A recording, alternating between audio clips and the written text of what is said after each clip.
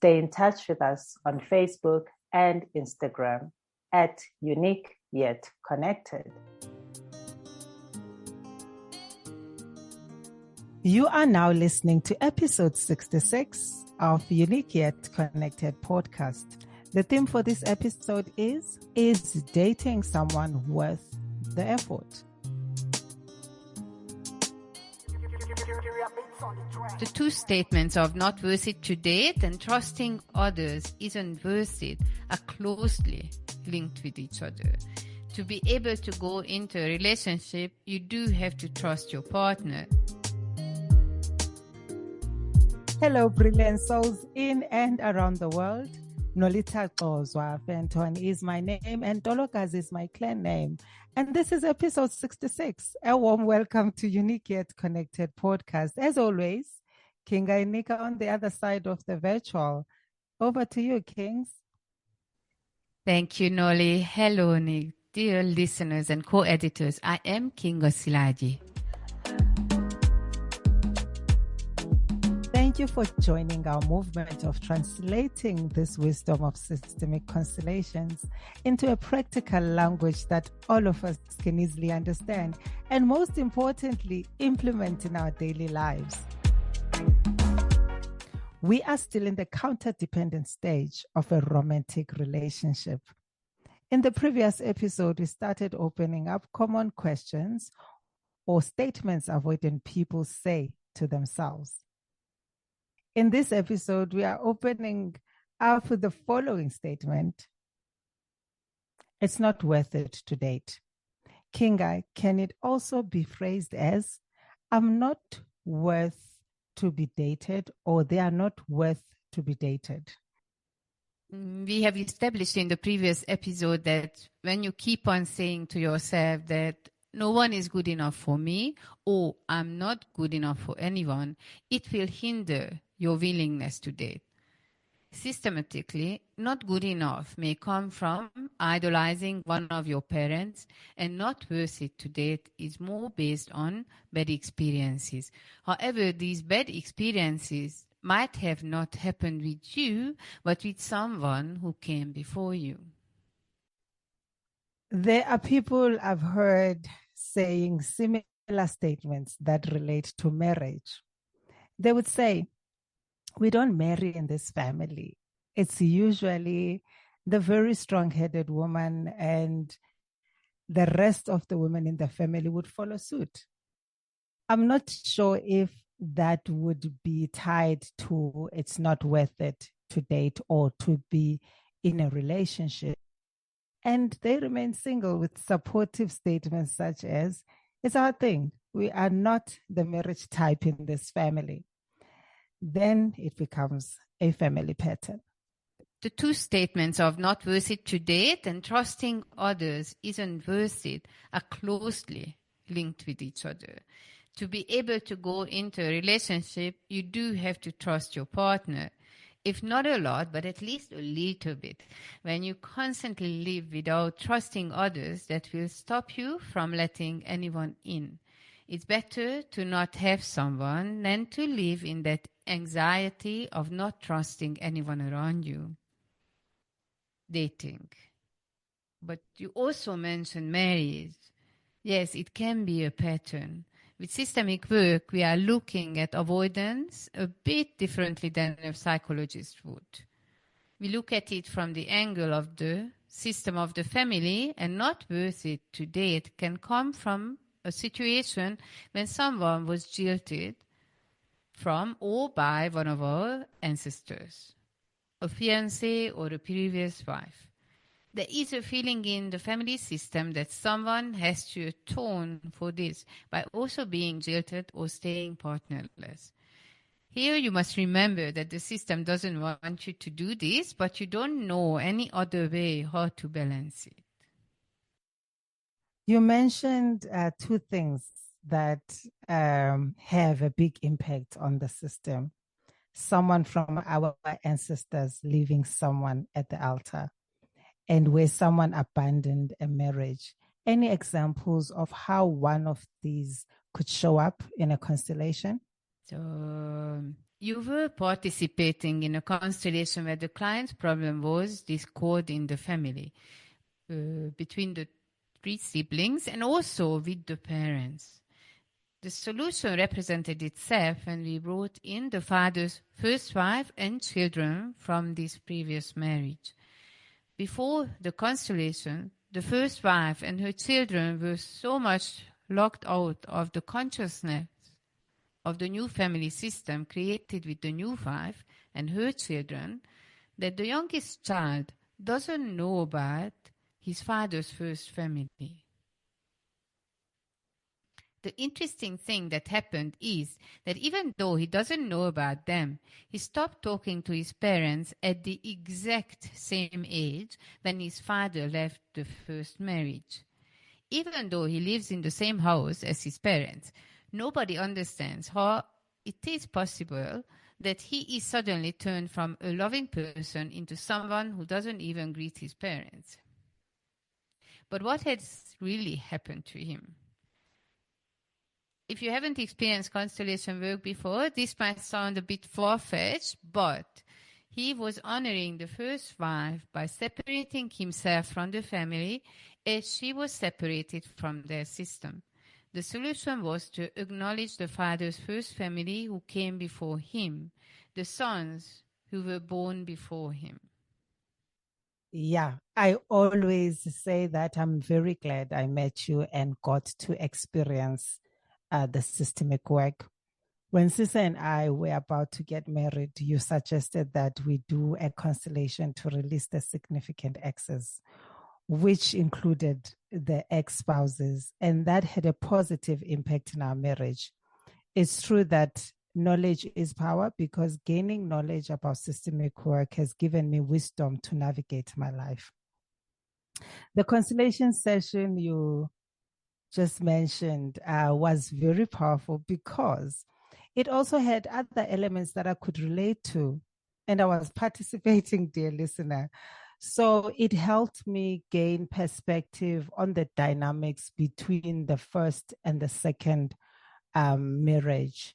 I had no idea that the second wife can be loyal to the first wife as well, in such a manner that she can find it difficult to step fully into her position as a wife and as a mother, and how that could affect the entire system of the second family, as well as the father system with his children.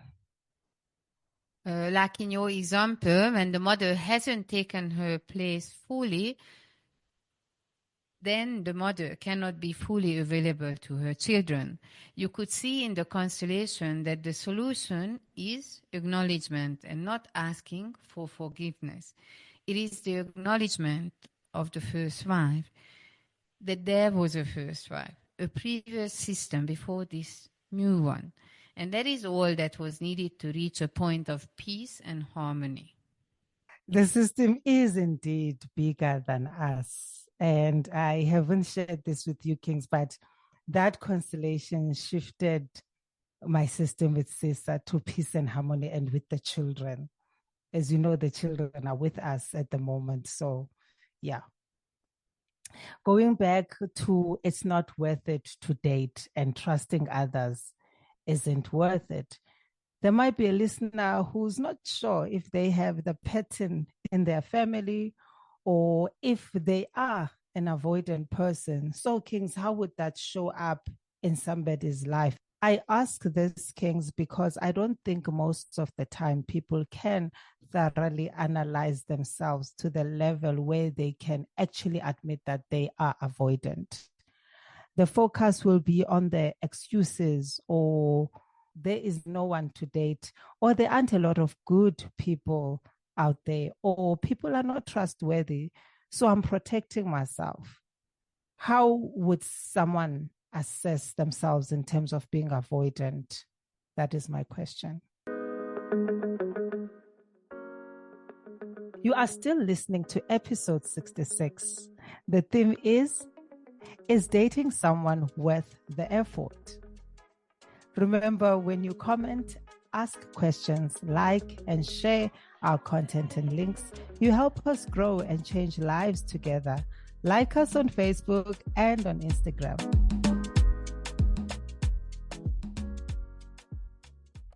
I repeat my question once again, Kings. How would one assess themselves in terms of being an avoidant person? I hope I'm getting your question right. I would say excuses are warning signs. When you keep on finding different excuses for why you don't go there, why don't you date, some of these excuses obviously are valid and some are based on fear of getting hurt. I don't think I can give you like a blanket answer on this one. To gain a sense of your level of counterdependency is one of the reasons we are working through these questions in detail, to think about them in depth. When we look into the next statement of it is so difficult to trust others, for me this one feels much more positive than the others, the previous one. Difficult also means possible but not easy. All the previous ones were impossible to deal with on your own. This one you can push through. The impossible ones, like not worth it, no one, what is the point? They feel hopeless. With the difficult, there is hope of creating trust where there was none. Yeah, you are right about the word difficult, Kings. It presents a sense that it can still be done. There is hope for connection, and you are open, but with caution. You mentioned experience, and I would like to know once again if we are talking about personal experience or because we are looking at this from a systemic point of view, it is an experience from the system. I was watching a series called Who the Hell Did I Marry? It's quite interesting in this series how the women who are open to getting married and having a family tend to attract the con artists. Or if it's not a con artist, it's somebody they've known for a long time, like a high school sweetheart who deeply hurt them. In this particular episode, they met in high school, got married, experimented with drugs. The wife fell pregnant and stopped using drugs while the husband continued with the habit until they had a second child. When the kids were around 5 and 7 years old, if I remember correctly, he went to rehab, got clean, but replaced the addiction with cheating. He ended up having an affair with a 16, 17-year-old who decided to go up to his house, shot the wife in the head, and ran off. The wife was admitted in hospital and then she was paralyzed on one side, but she still stood by her husband, who kept denying the affair with the teenage girl. He said she was obsessed until the investigators found proof that he's been in a hotel with her. He got charged with statutory rape. 11 years after that charge, she decided to divorce him. She has since met somebody else whom she's been engaged with for 6 years. With this episode, I'm thinking her past experience is probably making it difficult for her to trust someone. So, like you were saying, this could be the example that there is hope that she will allow herself to get married with this new man in her life since they're already engaged for a very long time. Experience is your dating experience. All the things that you have experienced as an adult. But a big thing came to my mind. The systemic work is true for all systems, including your family, but also your so-called inner family system, which is our past and inner children. Trusting in your surroundings is established right at your babyhood, from when you were created to the age of 9 months old. Your experiences in the womb and right after birth. At these stages, you are completely dependent on your mom and caretakers. And if you were not looked after properly, then the trust is lost. Losing trust links in with early childhood experiences. And to lose your trust, you didn't have to have an abusive parent. For example, the practice when it was advised to the moms to let the child cry until he stopped. Picking up a crying baby was looked at as spoiling instead of soothing them. The truth is that you cannot spoil a baby. The child cries because he needs something. When babies stopped crying, it didn't mean that they were trained into a well-behaving child, but that the child had given up hope that there is someone to come and help. The feeling of what the use to ask for help when it never comes is carried through the whole life. So it's not worth it to ask for help, could be from the babyhood experience. Our inner parts are a system too. That's something to note. And remember, dear listener, our childhood experiences can play out in our adulthood. Being gullible and not trusting are two sides of the same coin and show you that there was some kind of hurt in your past. Your so-called wonder child has no fear and is not gullible. The wonder child's naivete means that you can look at everything with a fresh eye and don't say, I know, but I explore. Thank you for that insight on naivete. You just healed a judgment I experienced and gave me a new meaning of the word. It makes sense what was at play in the series.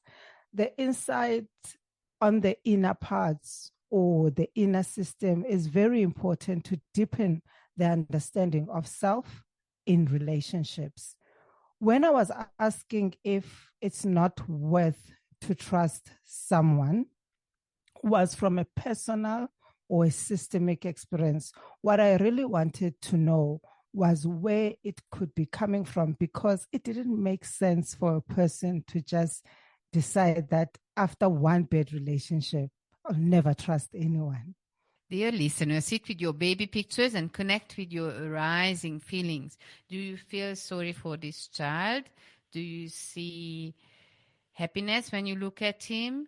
Now write the stories of what happened while your parents were expecting you. What was happening in your family when you were that young?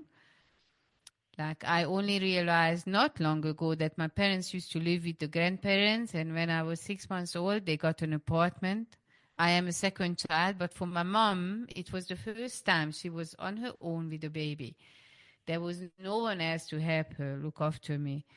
It was a difficult time for her, but at the end, I was the one who was deemed as a difficult baby, and for a long time, I carried a belief about me that I was a difficult person. Note here that you are not doing this exercise to find excuses for your parents, but to understand them and their circumstances a bit better. Until the age of 9 months, emotionally, you are so tuned in with your mom that you take on everything that she feels. If mom had postnatal depression, you might be prone to depression yourself. If dad was cheating on mom, you might not trust men when you grow up.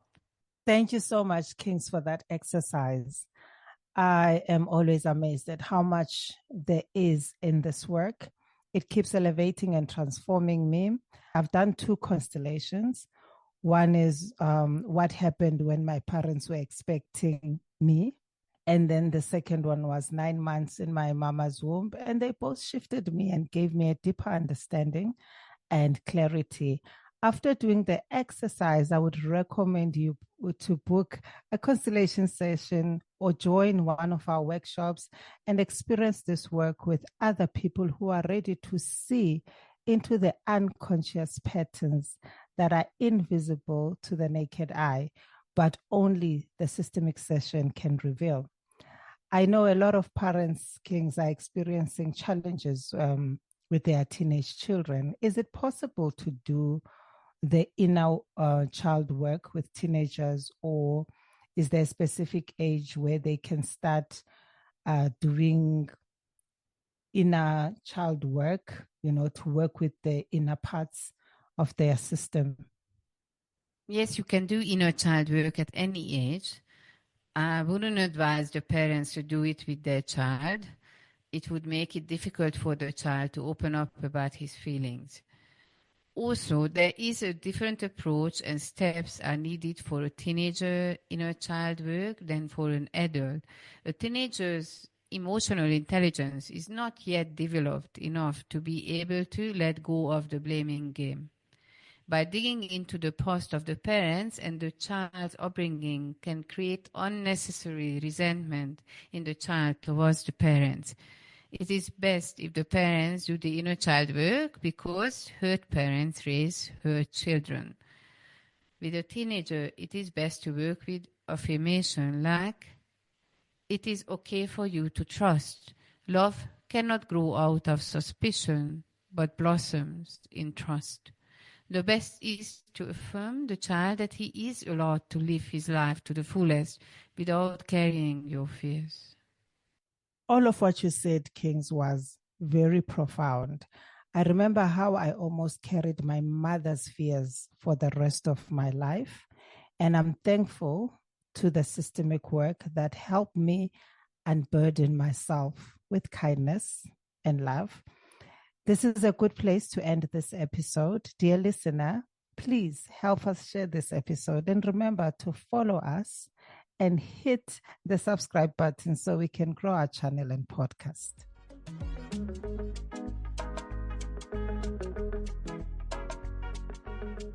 Thank you for your contribution in helping us to be chosen into the top 10 South Africa Family Podcasts by FeedSpot. Join our monthly virtual connection circle every first Tuesday evening of the month.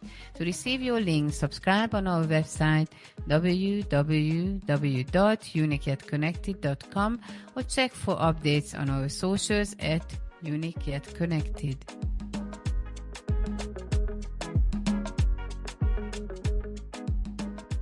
In the next episode, we are still exploring the natural stages of a romantic relationship, focusing on the counter-dependent stage.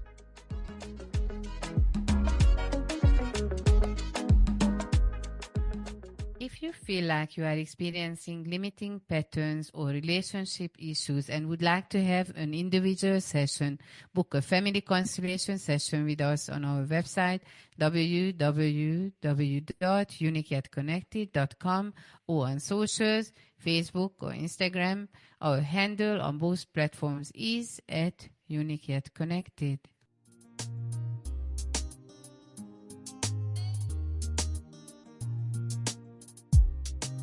A big thank you to you for listening to our episode and to Nick Mons from That Guy Productions for making us sound fabulous and on point. Episode 67 is in 2 weeks' time from now. Tune in on the 23rd of March, 2025 from 10 a.m. South African Standard Time. For links and updates, stay tuned to our Facebook and Instagram pages at Younique Yet Connected. Younique spelled Y-O-U-N-I-Q-U-E. Stay unique, stay connected, and remember, you are one of a kind, and we can only create a really meaningful podcast together.